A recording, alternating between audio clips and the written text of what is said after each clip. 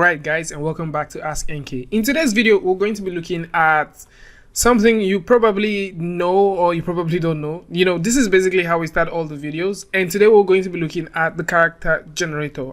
And you might have used it, or in case you don't know about this tool is made available by Autodesk. So if you go over to Autodesk Character Generator, you will be able to create characters that you can use for free for your own personal project and also for commercial use. So how does this work? Once you create an account with Autodesk, you can have access to the character generator, and within the character generator you can choose from the list of templates. All right, you can choose from the list of templates of what you want to probably create, and you will notice that in as much as I switch all of this, you can notice that the face of all of these characters, that the switch just to adjust to what we are going for. You can start off by just using the very standard ones that exist here. So if I just click on something like this, maybe I don't want to make some modifications, I can just select this and hit customize, and all the way have it in my library. And if you go with the default female and click on customize, it is going to load up a scene where you can customize from her hair to her head, her eyes, her outfit, and all of those things. I have something like that here, so just to speed up the entire process.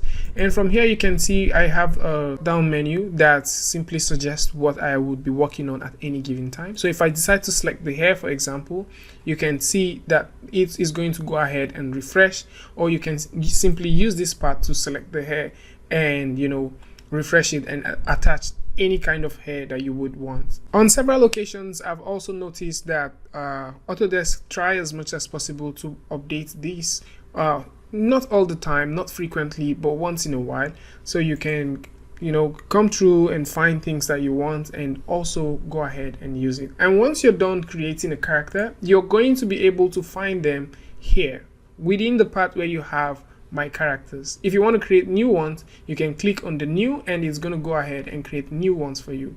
And once you're done creating the character, once you're done creating the characters, you can generate these characters and come over here to download them. So these are a couple of characters that I've generated over time. You can see as old as 2015. All right, this has been existing as old as 2015. So I felt like maybe a couple of people don't have an idea about this, but originally this app has been available since 2014. All right, it has been available since 2014. So I felt maybe a couple of people don't know about this. So this is where you can get free characters, and once you download that character, you can import it into any 3D app of your choice. Since it downloads as FBX, it's easier for you to just bring it directly into an app like Maya, for example, and go ahead and light and shade it. And once you download it, what it comes in with is Spotlight, all right, and it comes in with this character. The characters are automatically rigged, so you don't need to bother about you rigging the character. How you can check if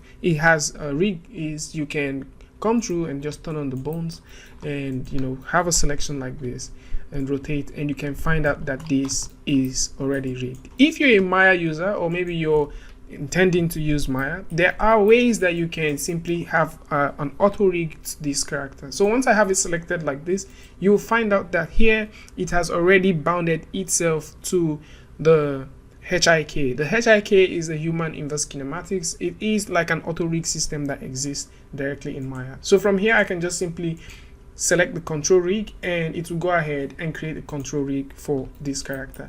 So instead of having or spending so much time trying to create characters for yourself, you can simply use this and get any generic character you want and go ahead and use them for your project. This is totally free, and these are things that you can play with and improve your own project or use them for something totally different. I would like to know what you guys think about this in the comment section.